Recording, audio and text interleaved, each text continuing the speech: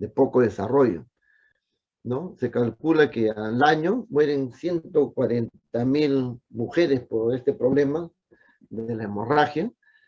Quiere decir que muere una mujer, una muerte materna cada 4 minutos.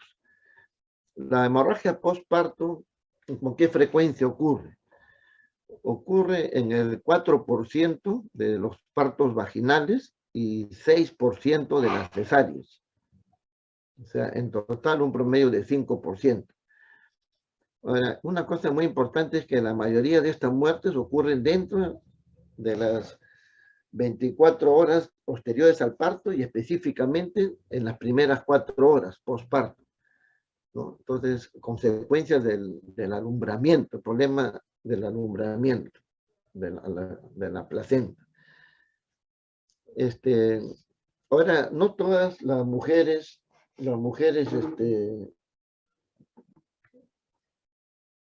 algunas mujeres pues se salvan, no todas mueren. Un segundito, por favor. ¿No? Sí, ya empecé la clase, sí, no, ya empecé la clase, pues te mandamos ahí un mensaje, porque tengo que ir a clase y ya dejé abierto el Zoom. Sí, después ya yo me acoplo, gracias. Gracias. Sí, disculpen. Entonces, no solamente esto es muy importante porque produce una tremenda muerte materna, sino que las mujeres que sufren estas hemorragias postparto a veces no mueren, pero son sometidas a intervenciones posteriores, tiene que hacerse la histerectomía. Al hacerle la histerectomía en esas condiciones críticas, ¿no? Y dramática, pues, que está perdiendo sangre, operar rápido, se perfora la vejiga, se hace una incisión en la vejiga, se lesiona el uréter, si no se dan cuenta que se ha lesionado el uréter, queda con daño renal permanente, es decir, en el mejor de los casos quedan con anemia severa.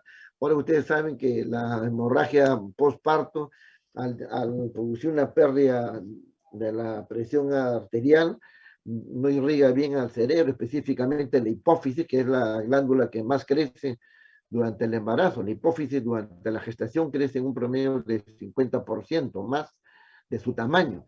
Al verse afectado de la sangre se produce el famoso síndrome de Sheehan, que no es exactamente, bueno, que no es necesario que veamos nosotros así como lo describió Sheehan en toda su magnitud, sino que hay Sheehan subclínicos. Quiere decir que mujeres después de la hemorragia postparto quedan con hipotiroidismo, con unos problemas ¿no? Que no son tan severos, pero que sí le afectan, puede quedar infértil inclusive porque hay deficiencia en la secreción de gonadotropinas. Esta hemorragia postparto sangra tanto y pues llega un momento que por más que le pongamos sangre hace así irreversible, hacen coagulación intravascular diseminada, producto del choque hipovolémico, también van a quedar muchas veces con insuficiencia renal crónica para toda su vida.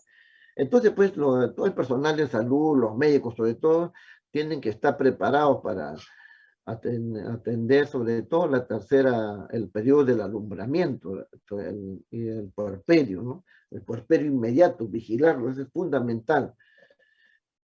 Ahora, otra cuestión fundamental para prevenir, reconocer la hemorragia postparto es que hay que saber diagnosticarla y actuar a tiempo, como vamos a ver posteriormente. Le decía que la hemorragia postparto se produce 100 veces más en los países pobres que en los países ricos. ¿Por qué? Porque en los países ricos, pues, necesitan 50 unidades de sangre, le ponen 50. Y ustedes saben que una mujer politransfundida, ¿cuándo decimos que es una politransfundida o transfusión masiva? Cuando una mujer recibe 10 o más unidades de sangre.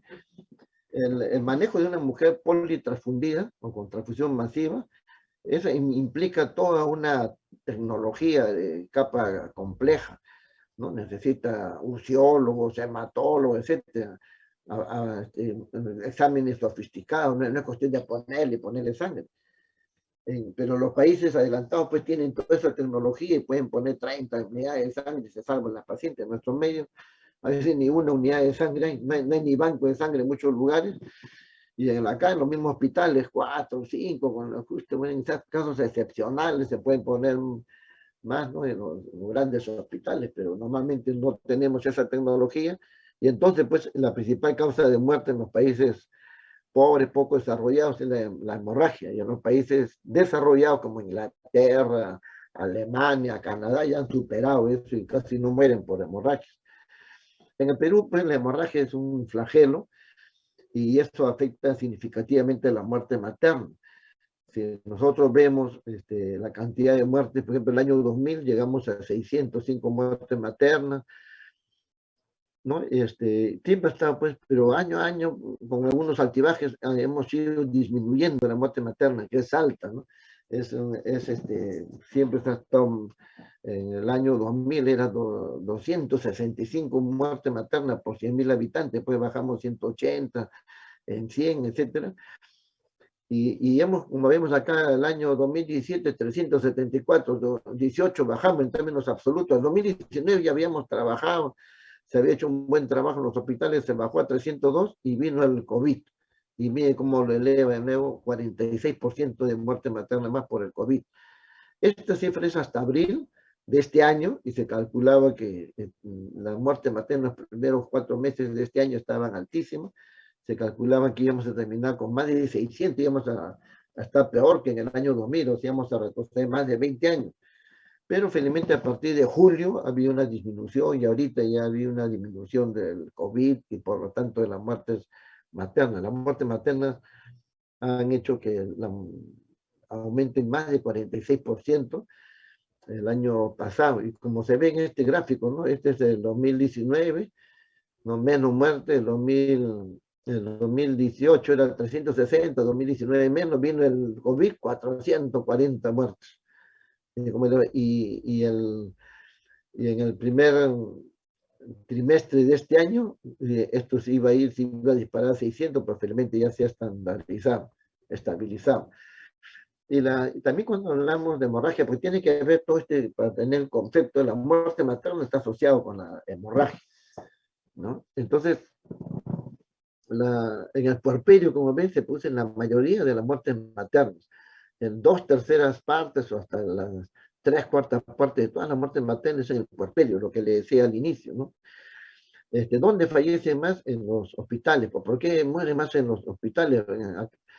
¿Por qué? Porque hay mala atención en los hospitales, no, pues sino lo que pasa es que a las referencias se hacen tardíamente, cuando la paciente ya está sumamente grave, recién la refieren, porque en el Perú pues no hay, el acceso geográfico es malo, no hay acceso, no hay carretera, mientras llega al hospital demora, después después de un día, 2 días, ya está sumamente comprometida y muere acá en los grandes hospitales, ¿no? Una cosa muy importante que tienen que tener en cuenta es que de cada 3 muertes maternas, 2, sí, pues 2, o sea, 2/3 partes, más del 60%, como está acá,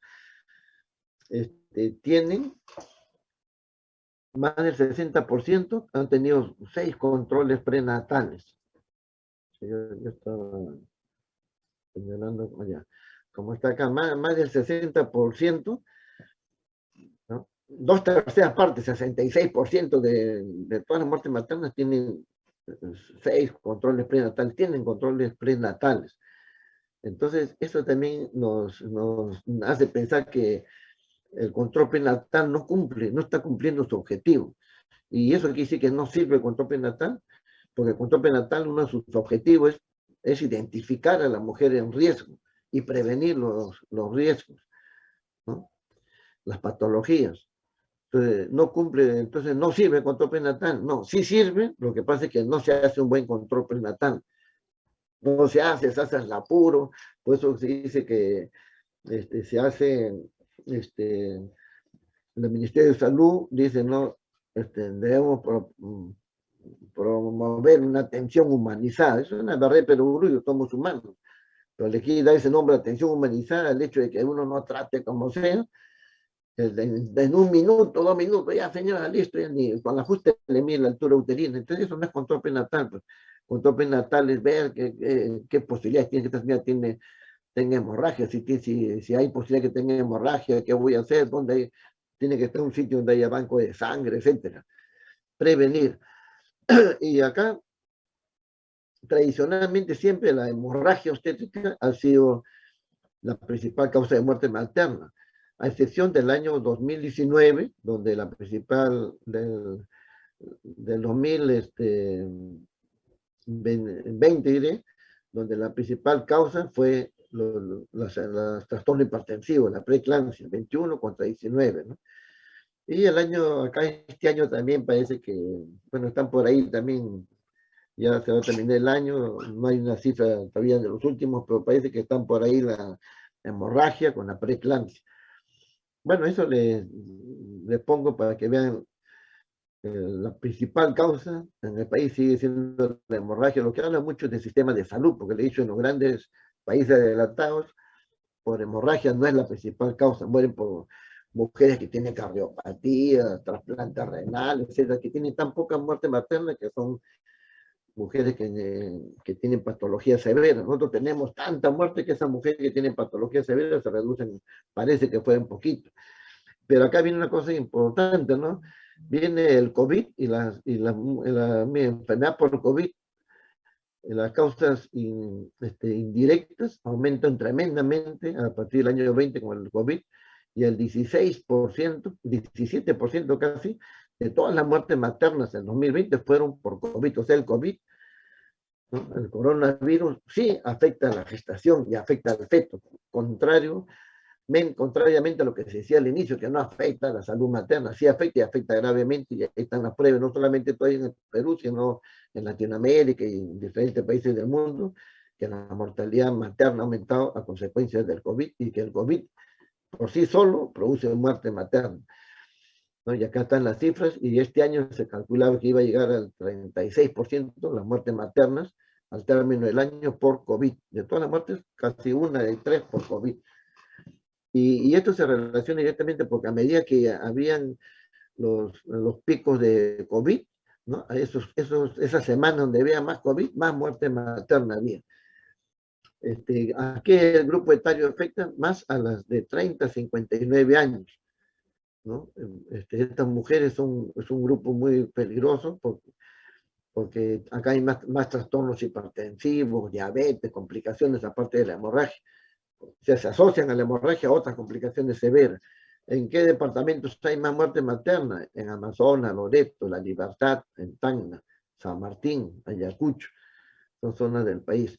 Nosotros tuvimos el año 2015 a un punto de alcanzar los objetivos del milenio, que era disminuir en un 75% las muertes maternas. Entonces nosotros teníamos que llegar a 67 y llegó Perú a 68, un punto.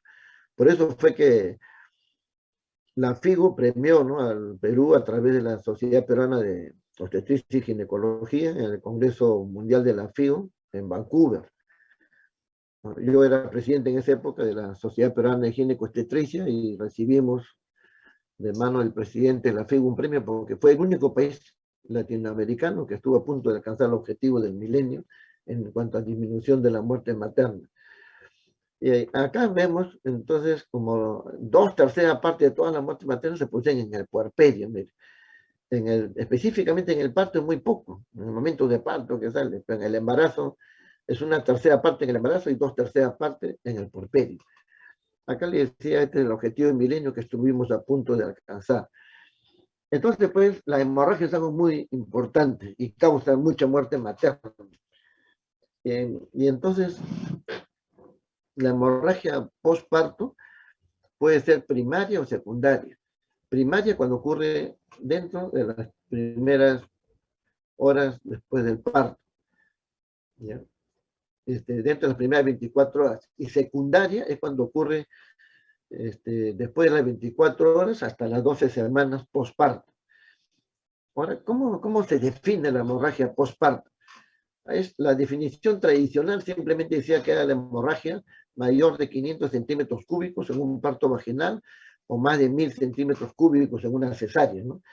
Bueno, y si había una cesárea más histerectomía de urgencia, era 3,5 litros de sangre, o cesárea iterativa más histerectomía, 1,5 litros, pero estas eran las dos definiciones clásicas, más de 500 partos vaginales, más de 1,000 en una cesárea, ¿no? Y eso inclusive hasta ahora más o menos la FIGO, en sus últimos boletines, ahorita está en un congreso mundial de la FIGO, que es virtual, ¿no? Hay un capítulo que es hoy día o mañana, donde se va a también definir, de repente se cambia la definición de la FIGO en cuanto a la hemorragia postparto, pero ahorita más o menos la FIGO se ciñe a la definición tradicional.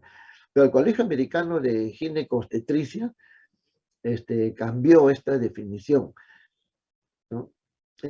¿Por qué cambió? Porque en primer lugar, esto de que mide, tiene que medir 500, ¿quién mide? ¿Quién mide? Ustedes han visto una vez que dicen, oye, no, acá no hay 500, hay 480, pero no es hemorragia. Uno mira nomás. Y la cuantificación falla, no, siempre falla, hay una subestimación. Dice, ha perdido 700 y en realidad perdió 2 litros. Entonces, eso no es una forma de definir. Entonces, por eso es que tiene muchas objeciones y por eso es que el Colegio Americano de Ginecobstetricia cambia la definición en el último boletín que se refiere a eso, del 2017, y dice que es la pérdida sanguínea acumulada mayor o igual a 1,000 centímetros cúbicos, ¿no? 1,000 ya no es 500, ¿sí?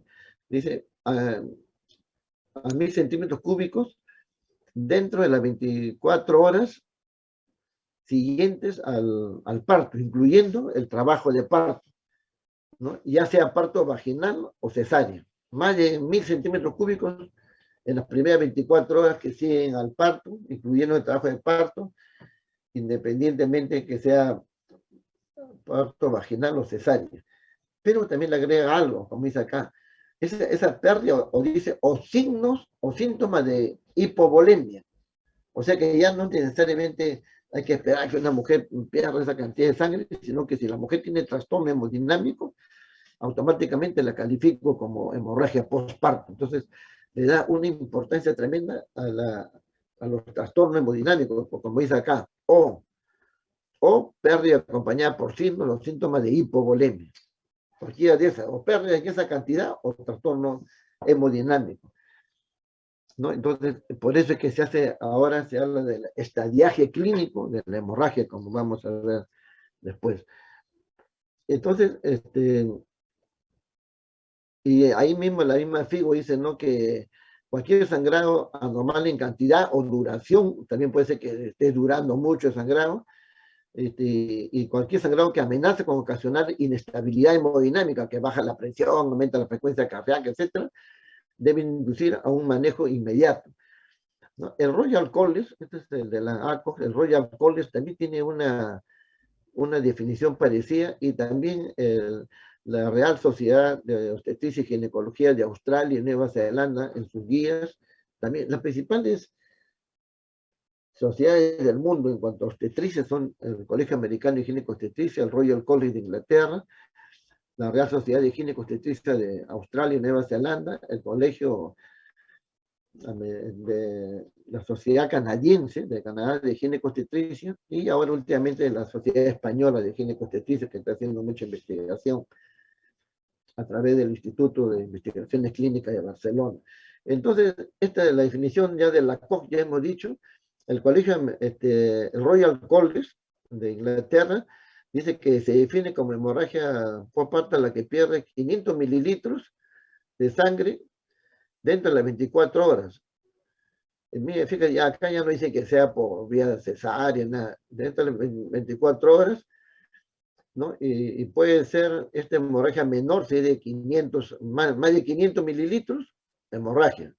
Si es de 500 a 1,000, hemorragia menor, y mayor si es más de 1 litro, independientemente de la vía.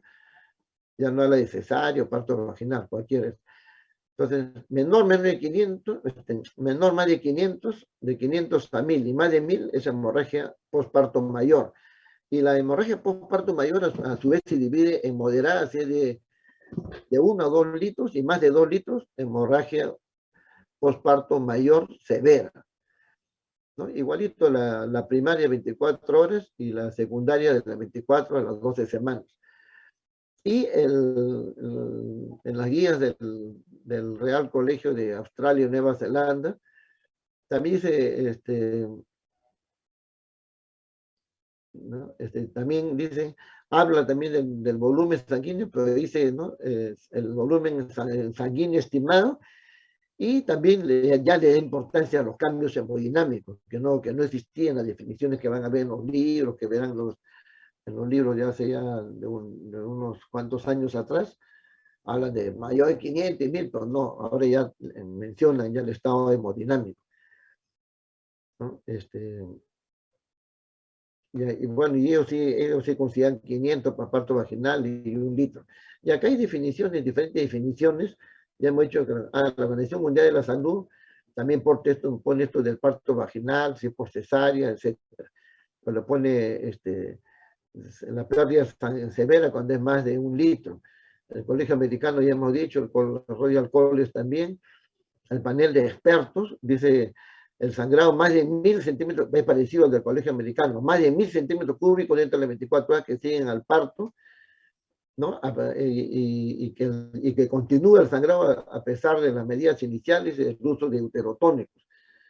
La sociedad canadiense, fíjese lo que dice la sociedad canadiense, que es una entidad líder también en obstetricia, no habla de cantidad de sangre, dice cualquier sangrado que produzca trastorno hemodinámico en la madre es hemorragia postparto, cualquier sangrado. Y el panel de expertos, este grupo colaborativo de California, ya lo ponen, ya le dan mucha importancia a los trastornos hemodinámicos, y tan es así que lo clasifican en estadiaje 0, 1, 2 y 3. 0 cuando la mujer pierde su sangre y no hay trastornos hemodinámicos. Estadio 1, cuando ha perdido más de 500 después un parto vaginal, etcétera, o más de 1000 en una cesárea, o hay cambios en los signos vitales en un porcentaje de 15%, o la frecuencia, o solamente se fija acá ya, si no pueden medir la sangre, si hay más de 110 de frecuencia cardíaca, o la presión arterial menos de 85, la sistólica, y 45 la diastólica, o la saturación de oxígeno menos de 95. Y estadio 2 se pone cuando hay una pérdida de sangre total de 1 o 2 litros, y estadio 3 también, pero cuando hay sospecha de coagulación intravascular diseminada, fíjate, diferentes clasificaciones. Ahora, otros había clasificado, se había ensayado también otro que cuando le decía esto de poner 500 centímetros, poner una cifra, no es práctico, pues, porque en ningún sitio se mide, ¿no? Y algunos dicen que hay que medir con un plástico, le ponen una bolsa, pero siempre uno echa líquido para lavar, hay gasas, etcétera. Entonces, no sé, es muy difícil medir, y la cuantificación así falla mucho. Pues se ensayó también poner que es una hemorragia postparto cuando el hematocrito baja en 10 puntos. Ya que muy bien, qué bonito de 10 puntos, pero ¿quién mide que muchas mujeres llegan al momento del parto y no tienen ningún hematocrito? Entonces, ¿cómo saber si ha bajado o ya estaba así? Entonces, tampoco es práctico eso del hematocrito. Ahora, ¿cuáles son los factores de riesgo para la hemorragia postparto? ¿No? Todos los que producen trastornos en la contracción uterina, falla la contracción uterina. Entonces el útero se produce a la atonía, no se contrae, produce hemorragia. ¿Por qué se produce esto? Por ejemplo, cuando hay una sobredistensión, el útero crece mucho, se transgrede la ley de Starling, que es la ley de los resortes. La ley de Starling es uno jala un resorte, lo suelta y se une de nuevo, pues se lo jala ya mucho, lo suelta y ya no se retrae. Entonces, igual pasa con la fibra muscular uterina, si lo traccionan mucho, ya no se puede contraer. ¿Cuándo se produce eso? Cuando hay sobredistensión del útero. ¿Cuándo ocurre? Cuando hay poliramnia, infestación múltiple, feto macrosómico, cuando el agotamiento del músculo materno. A veces en el trabajo de parto estamos usando mucha oxitocina, está horas y horas la paciente con oxitocina, y después ya no se contrae el útero. o también cuando hace un parto precipitado, o si no, el trabajo de parto de por sí está, que dura horas y horas, y no tomamos medidas, y el trabajo de parto se prolonga mucho también, ¿no? Las infecciones, la colioneonitis, la rotura de membrana, producen infecciones que impiden que se contraiga después el útero adecuadamente. También si hay fibroma, placenta previa, anomalías uterinas, tampoco se va a contraer el útero. Ya, también cuando se usan ciertas sustancias como la nitroglicerina, la tarbutalina, etcétera, que relajan tremendamente la musculatura uterina. Cuando hay tejido retenido, cuando se han quedado cotiledones, cuando se ha quedado la placenta, inclusive. ¿Cuándo ocurre esto?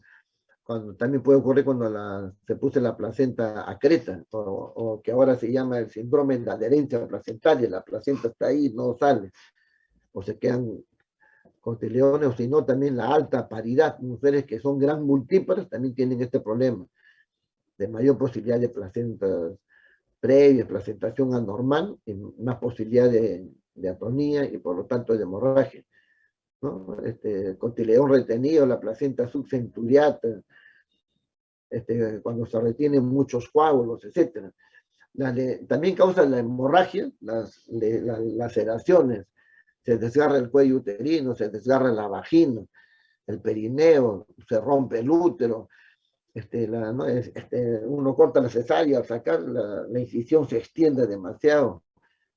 La inversión uterina es una emergencia dramática y tremenda en obstetricia porque produce sangrados cataclísmicos.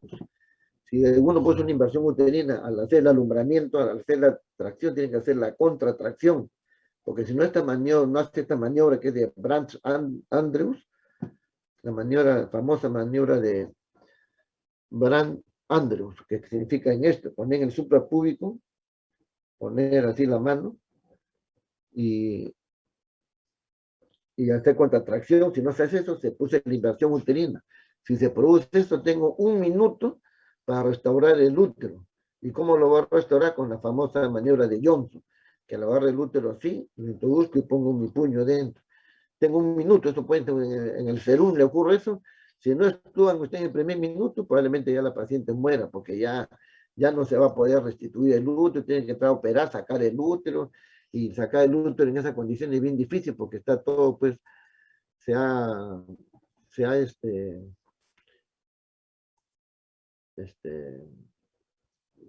se ha cerrado ya el cuello del útero, es un problema grave. Entonces, así es. También cuando hay fallas en la coagulación, hay gente que tiene hemofilia, el antecedente de hemorragia postparto previa también es otro factor de riesgo, ¿no? Trastornos de la coagulación diversos. Otros trastornos son el feto muerto por muchos días, muchas semanas, también produce una tromboplastina que se dice que causa también trastornos en la coagulación, por lo tanto hemorragia, las infecciones que hemos visto, la embolia del líquido amniótico, todo eso producen hemorragia postparto. Pero los principales factores de riesgo son las gestaciones múltiples, ¿no? Que afectan el tono, el parto prolongado, las placentas retenidas, la falla en la progresión, en el periodo de dilatación prolongado, esos son los principales factores de riesgo. También acá, en la COG también le pone como alto riesgo lo que tiene placenta previa, creta, increta, percreta, todo síndrome de adherencia placentaria, sabemos ahora. Las mujeres anémicas tienen más riesgo de morir en la hemorragia postparto, las que ya llegan sangrando a la admisión, fallos en la coagulación, las que han tenido hemorragia postparto previa, las que tienen taquicardia, hipotensión, ¿no? Aparte, como vemos acá, de riesgos moderados que tienen miomas, el uso de sulfato de magnesio, etc. Igual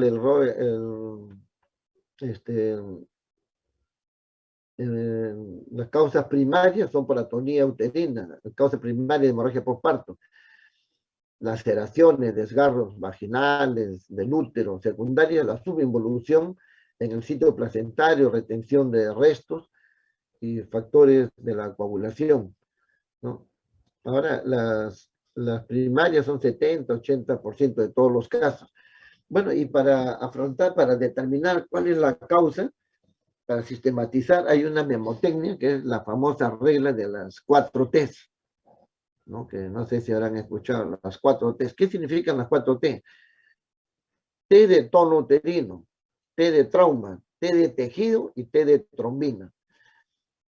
El tono uterino, entonces cuando estoy frente a una hemorragia tengo que ver cómo está el tono uterino. Hay atonía, el útero está hipotónico. Esa causa, la atonía uterina es el 70%, y otro dice que es el 80% de todas las hemorragias postparto. O pongámosle, como dice acá, 70%. El trauma. ¿Qué cosa es trauma? Los desgarros cervicales, los desgarros cuando uno saca en la cesárea se amplía, se desgarra la sutura, los desgarros vaginales en el parto vaginales, etc. Eso constituye el 20%. La segunda causa de hemorragia postparto. La tercera causa de hemorragia postparto es la T de tejido. ¿Qué significa? Que se queda tejido dentro del útero.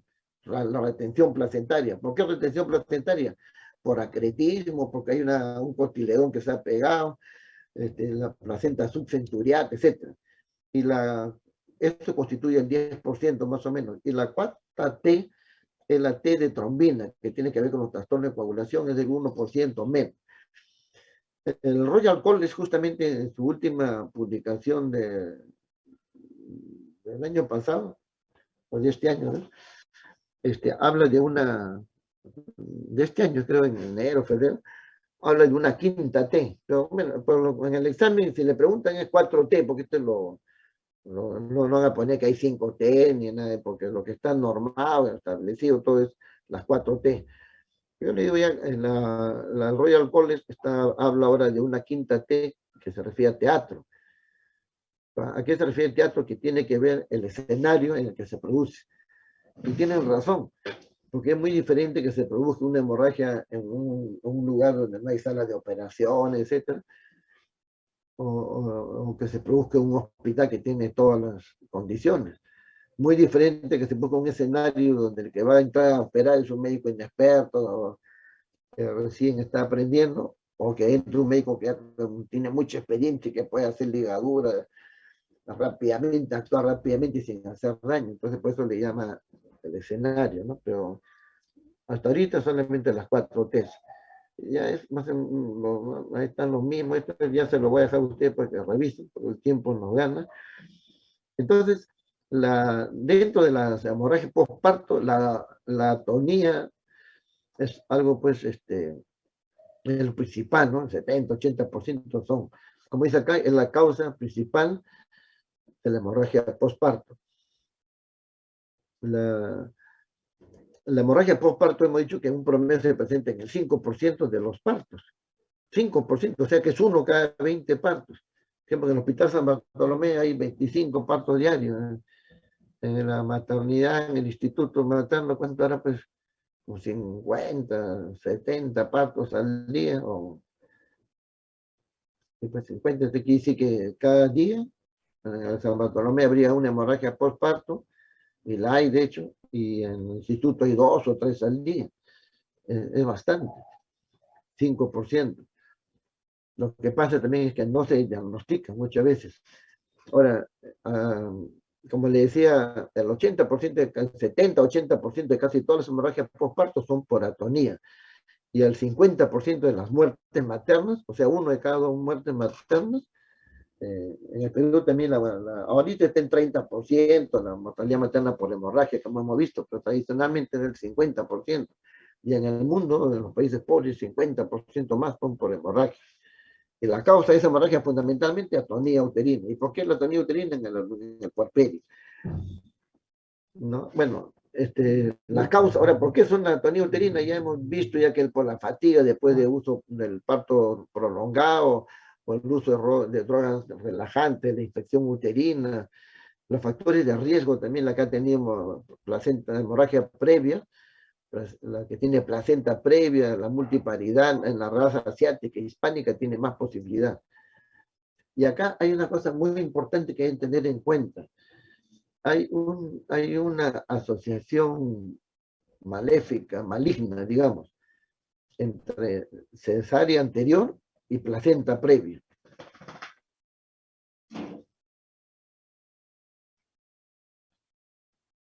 Miren, cuando acá, como dice, riesgo de placenta creta, ¿no? Placentación invasiva le ponen.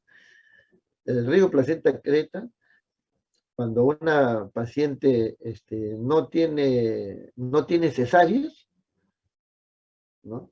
Pero tiene placenta previa, entonces tiene 3% de posibilidades de una placenta creta. Pues si tiene una cesárea, fíjate, sube al 11%, ¿eh? Una cesárea más placenta previa. Si tiene 2 cesáreas y tiene placenta previa en este embarazo y 2 cesáreas previas, el riesgo de acretismo es 40%. 3 cesáreas, 61, y 4, 67%.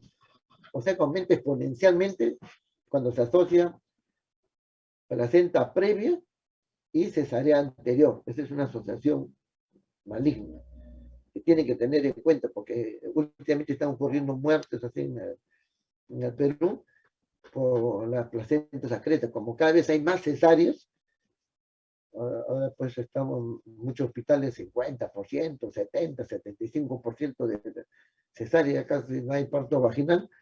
El parto vaginal ha disminuido tremendamente, todo lo ven cesárea, y como consecuencia de esto se ve acretismo placentario en una cantidad que nunca antes se veía.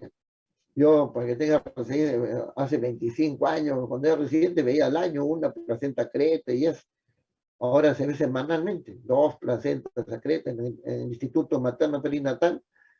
Tienen una unidad de acretismo, porque diario ven acretismo. Y el acretismo placentario es otra de las emergencias más dramáticas en obstetricia, porque sangra una barbaridad. Y si no actuamos de inmediato, se muere la paciente.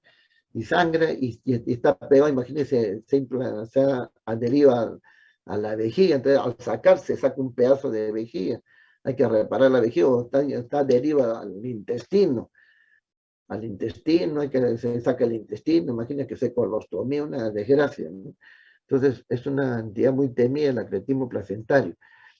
Y esto le decía, pues se debe a que la tasa de cesárea está en aumento, ¿no? En todo el mundo, ¿no? Un aumento de lo que era en el año 60, la tasa de cesárea era 5%, en el Perú era 3%. Ahora acá estamos, en San Bartolomé era 3%, San Bartolomé está 47%. Y en Estados Unidos, que era el 5%, llegó a tener 30% de cesárea, etc. Y el chance del parto vaginal en una cesárea anterior, que antes se le daba chance a la cesárea anterior, mira cómo va en bajada. Ya nadie le da chance, ya cesárea anterior lo opera nomás. Y esto grafica lo que le estoy diciendo.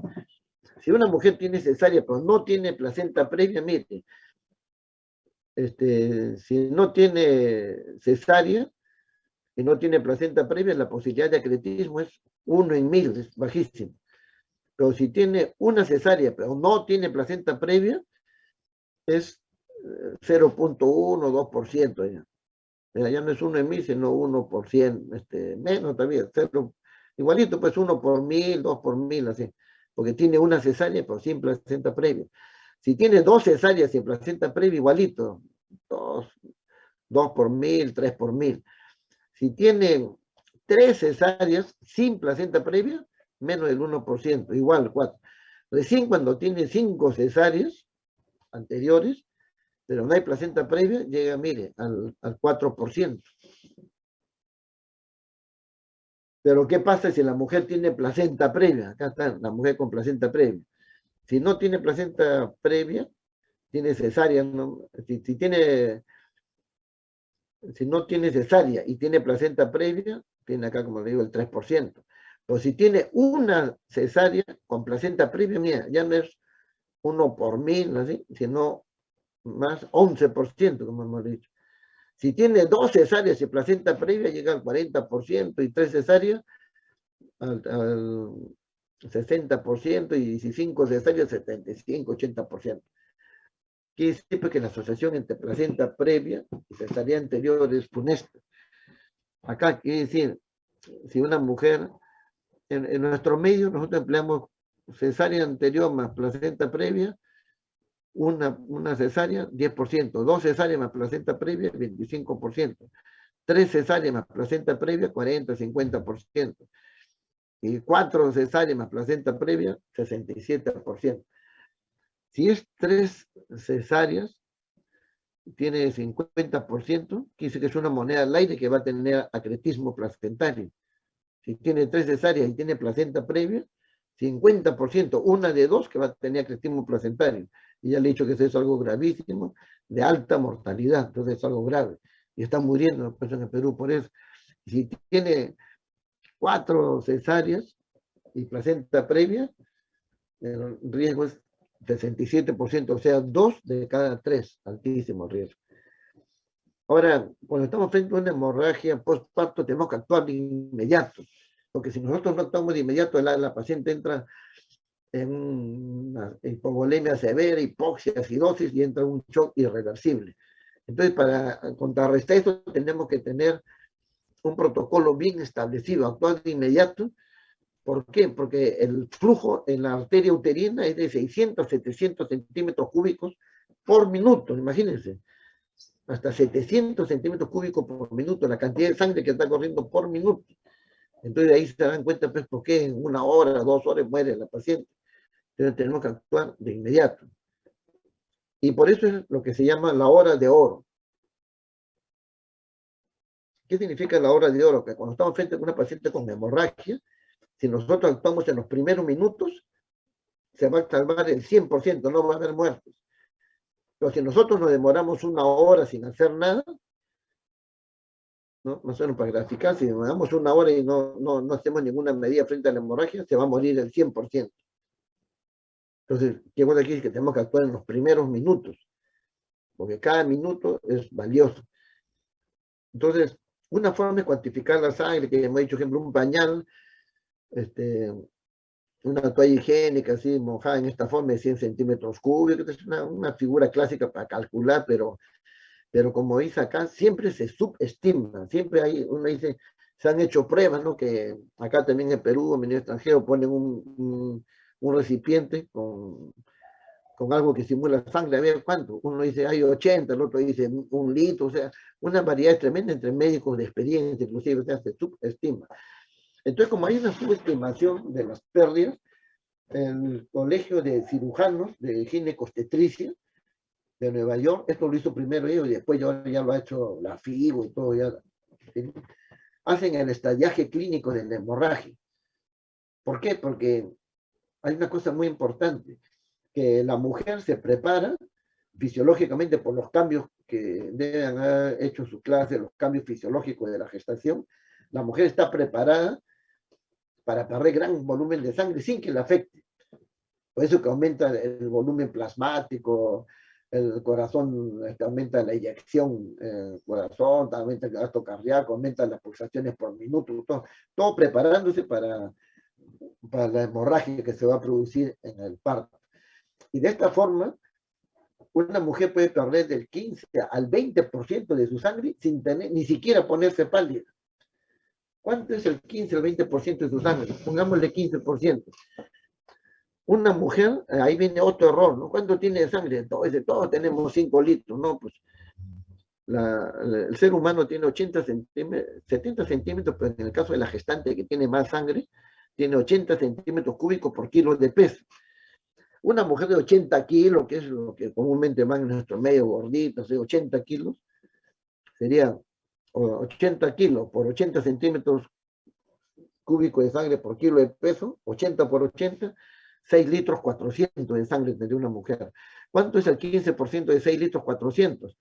10% son 640, 5% trae 20, 960, o sea, 1 litro.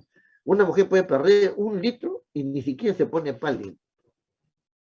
Entonces, imagínense ustedes, una señorita, una de ustedes pierde líquido, 1 litro de sangre en 20 minutos, probablemente muera. O le da un choque hipovolémico, pero a la mujer no le pasa absolutamente nada a la gestante. Y cuando ha perdido la cuarta parte de su sangre, la cuarta parte de 6 litros, 400 es 1 litro, más de 1,5 litros, ¿no? Cuando ha perdido 20, recién tiene taquicardia más de 100, recién se pone pálida, vasoconstricción, vasoconstricción periférica, palidez y frecuencia cardíaca. Por eso es muy importante estar examinando la frecuencia nuclear. Porque señora, ¿cómo está? Está perfecta la señora. Pues no, ya perdió 25%, que es 1,5 litros, que es bastante. Y solamente está un poquito pálida y está taquicárdica. Y cuando ha perdido la tercera parte de su sangre, en el caso de esta mujer de 80 kilos, la tercera parte de 6 litros 400, son más de 2 litros, es bastante. ¿Qué cosa tiene? Recién tiene taquicardia de 100 a 120, recién le baja la presión sistólica 80, recién está débil o liguria. Y cuando ha perdido más del 35%, 40%, casi la mitad, o sea, 2,5 litros de sangre, recién tiene una taquicardia más de 120, hipotensión, ya está en shock, hipovolémico, y recién hay alteración de la conciencia y hay anuria. Fíjense, recién cuando ocurre esto. Entonces, acá ya está grave, pues de un momento a otro se puede poner así. Entonces, uno tiene, en base a esto, uno debe calcular la cantidad de sangre que pierde, en base al estadiaje clínico. ¿No? Acá, esta es otra clasificación que es parecido, ¿no? Le ponen estadiaje 1, 2, 3 y 4, pérdida sanguínea, pierde 1 litro, casi no hay nada, 15%, casi no hay mayor síntomas, y si pierde 2 litros, recién entra en shock, y cuando pierde 1,5 litros, hay taquicardia, debilidad, tenemos que actuar pues en base a esto, puesto que ahora hablan, en base a los cambios hemodinámicos, uno calcula que la paciente está con hemorragia y la pérdida de sangre. Y la sociedad canadiense lo pone grado de shock ligero, moderado, severo, ligero menos del 20%, del 20 al 40% moderado, y más del 40%. El moderado cuando hay taquicardia, taquimia, hipotensión, oliguria, y severo cuando ya hay un shock hemodinámico, anuria, etc. Pero entonces, otro hecho importante es nosotros cuando queremos ver, muchas veces decimos, oye, recién nos damos cuenta que la paciente cuando ya está con taquicardia, que la presión ha bajado, ya está en el estadio 3 de shock, ¿no? Recién, esta paciente hay que ponerle sangre, recién pues ya se produjo el daño y mientras ponen la sangre ya el paciente se descompensa de un momento a otro y puede entrar en un shock irreversible. Entonces, teniendo en cuenta que, ¿y cómo hacemos entonces? ¿En qué momento? ¿Cuál es la mujer que necesita sangre? Porque puede estar bien y ya ha perdido ya 1,5 litros de sangre, y aparentemente puede estar bien. Entonces los médicos coreanos hicieron inicialmente lo que se llama el índice de shock, que luego María Fernanda Escobar de Colombia, que la fundación, bueno, tiene una fundación allá en Cali, para que tengan idea, tiene 80 camas UCI, de UCI materna, nomás, le llega de todo Colombia. Entonces, esto que debían publicar los coreanos y que no le había hecho caso, ella lo aplica con gran éxito y ahora ya se ha universalizado el índice de shock, el famoso índice de shock. El índice de shock, el índice de shock, un ratito, por favor. Buenos días, doctor. Buenos días, doctor.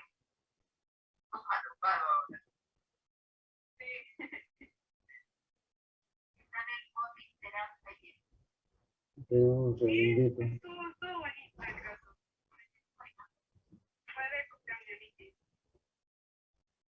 Ya, el índice de shock, María Fernanda Escobar por acá ha venido también cuando he sido presidente, ha venido acá, ha dictado charlas muy interesantes.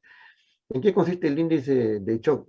Sirve, como dice acá, un shock inminente puede enmascararse, ¿no? Por los cambios hemodinámicos, por lo que los signos vitales convencionales pueden no ser del todo útiles, por lógico, la paciente, como hemos dicho, puede estar bien y ya perder una gran cantidad de sangre.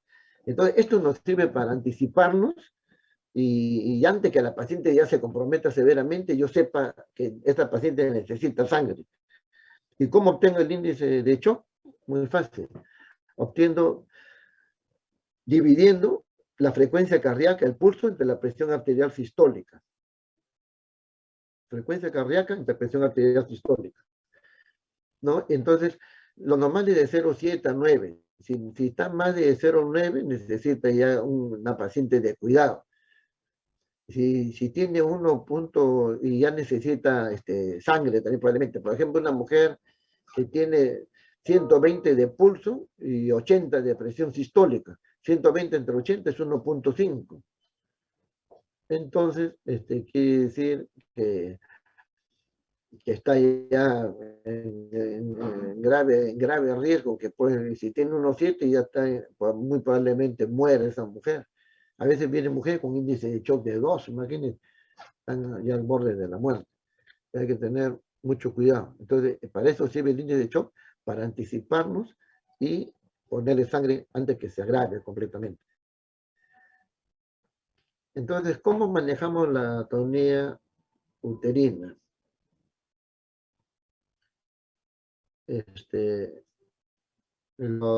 Tenemos que, en primer lugar, lo fundamental es manejar adecuadamente, hacer el manejo activo del alumbramiento, el manejo activo. ¿Cómo es eso? ¿Qué significa el manejo activo del alumbramiento? Que como ya han visto en su clase, van a ver, ya no esperamos que la placenta salga sola como era antes, sino que apenas sale el hombro del niño, o sea, al niño le ponemos oxitocina y hacemos la tracción y la maniobra de Brown-Aldrich, que digo, para extraer la placenta activamente, sin esperar. Con eso, en vez de esperar 30 minutos, como se esperaba antes, en un máximo de 15 minutos, ya en la mitad de tiempo se extrae la placenta, y cada minuto cuenta, pues como hemos dicho, porque la sangre circula a 700 centímetros cúbicos por minuto. Entonces, prevenimos con el manejo activo, otros empleando las drogas uterotónicas. ¿Qué cosas son los oxitóxicos o uterotónicos?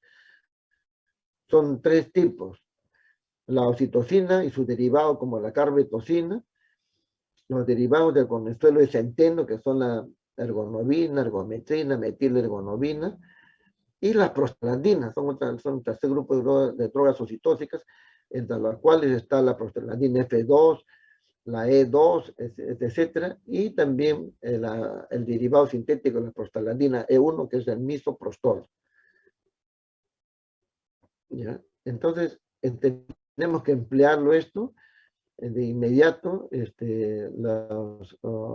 todo se hace inmediato, ¿no? Empleamos cualquiera de estas drogas oxitóxicas, el misoprostol, se ha visto que es muy útil, y también empleamos medidas salvadoras, que nada supera el masaje bimanual, como ven ahí, se hace, así como está acá un puño en la vagina, y por el glúteo contraemos el glúteo para que no sangre, o si no, también acá hacemos la compresión de la aorta, son las maniobras salvadoras.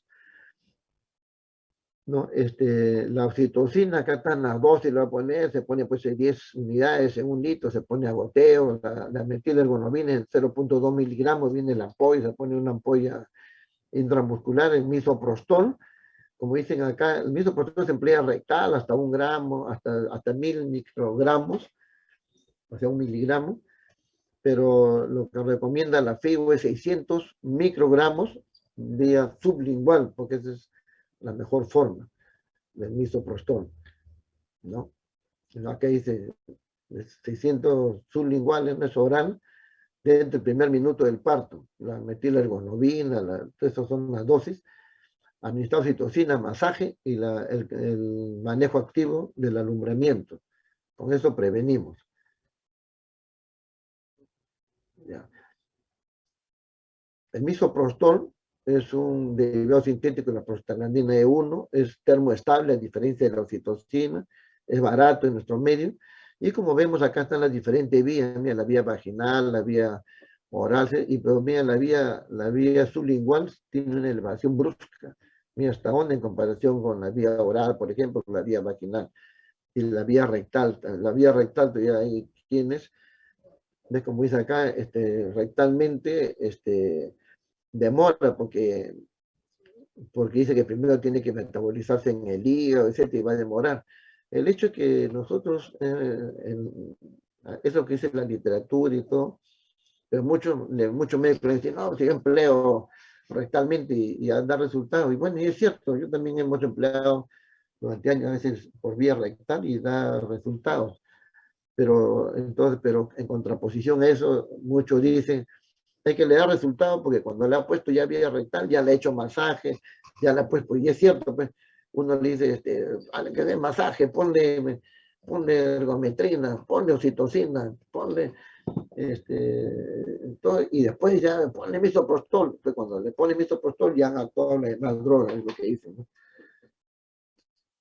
Bueno, ahora también tenemos que poner sangre. ¿En qué proporción vamos a dar sangre? Antes se ponía en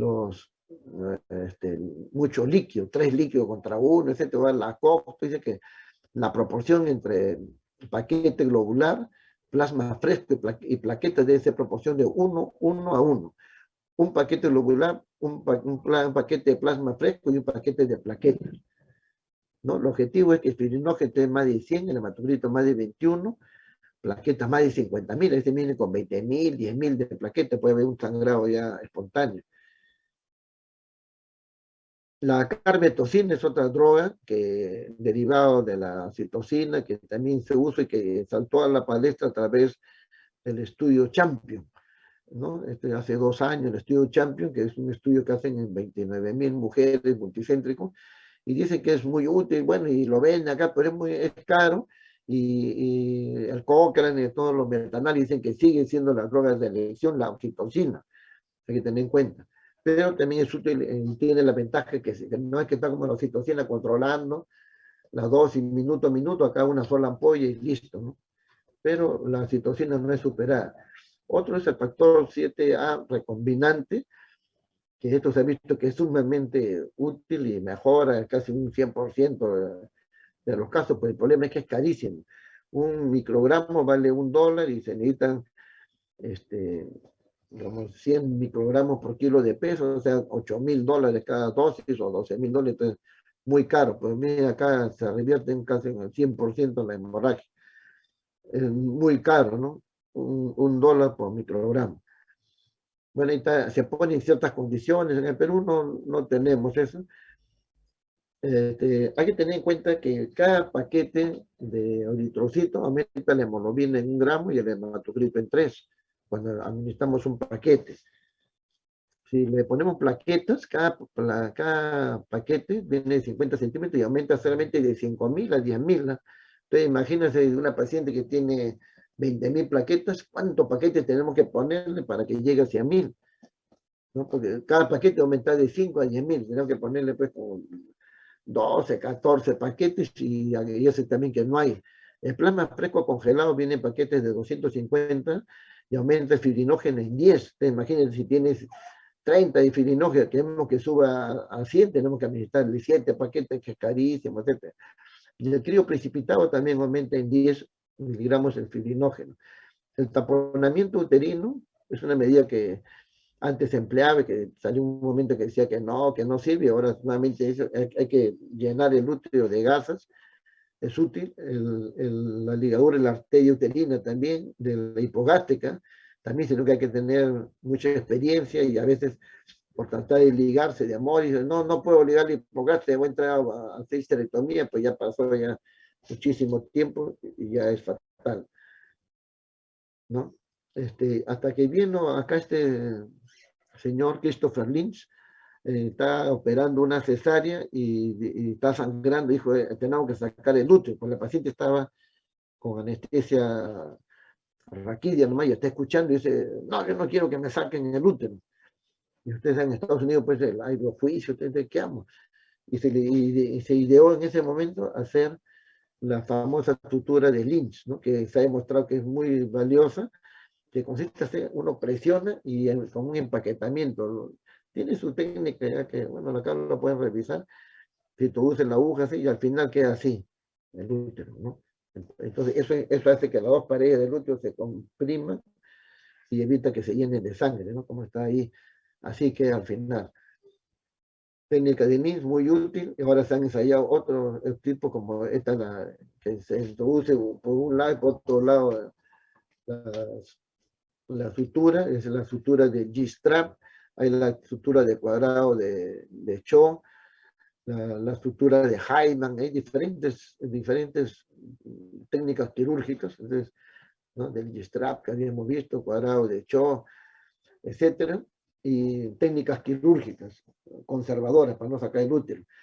También cuando no podemos sacar, podemos poner un balón, el famoso balón de Bakri, que en un inicio era caro, y por eso, ¿no? El balón de Bakri, que es este, se introduce en el útero y se va llenando de líquido, entonces comprime las paredes del útero internas.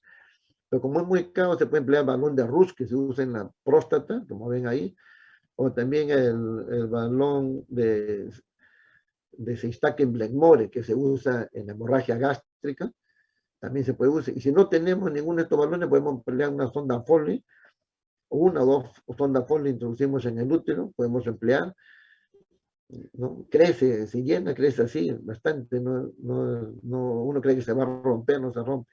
O si por último podemos poner un condón, se introduce un condón y se llena de líquido dentro del útero y eso lo comprime, o sea, a veces de un balón de Bakri. En otros países enseñan así como acá en el AF, cómo se pone el condón, etc. El condón se amarra a una sonda, se amarra y por la sonda inyectan y se infla el condón, ¿no? Es como enseñan en otros países. Y si no tenemos ni condón ni sonda, sacamos un guante estéril, lo amarramos una sondita y por ahí le inyectamos líquido dentro del útero y eso comprime, así, ¿no? La embolización de la arteria uterina también es muy útil.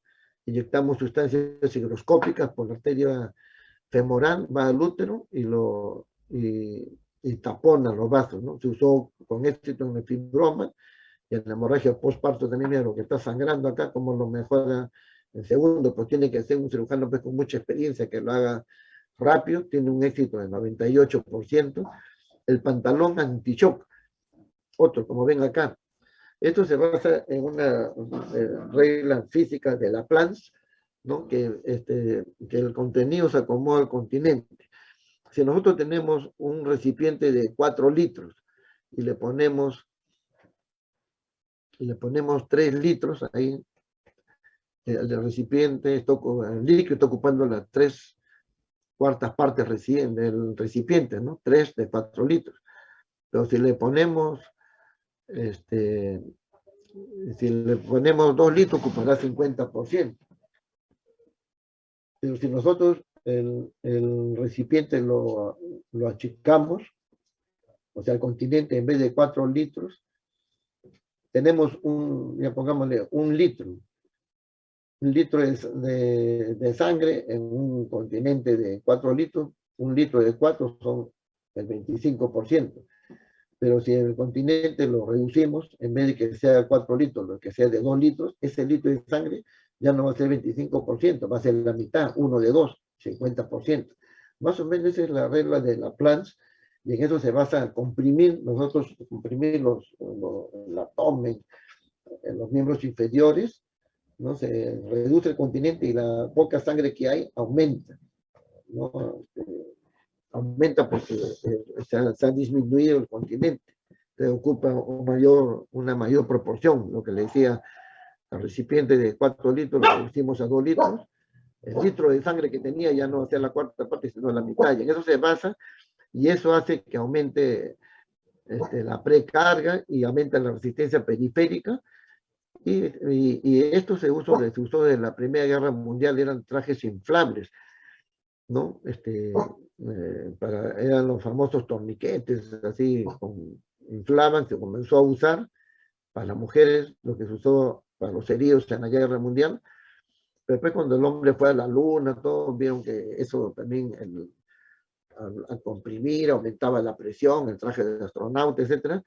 Y Paul Hensley, ¿no? El año 2002, no más recientemente, en Pakistán, vio pues que en un lugar, en una ciudad donde no había banco de sangre, comenzó a emplear esos trajes así, inflables, como que hemos visto, tenía eso, y en 5 minutos mejoró el estado mental, aumentó la presión arterial media en 70, se pudo usar 12 a 36 horas, la paciente puede hacer sus necesidades, tiene ahí una abertura, se sintió un cómodo, etc. Entonces, hasta 36 horas y le eleva rápidamente la presión arterial 70. En 5 minutos me eleva la presión arterial media.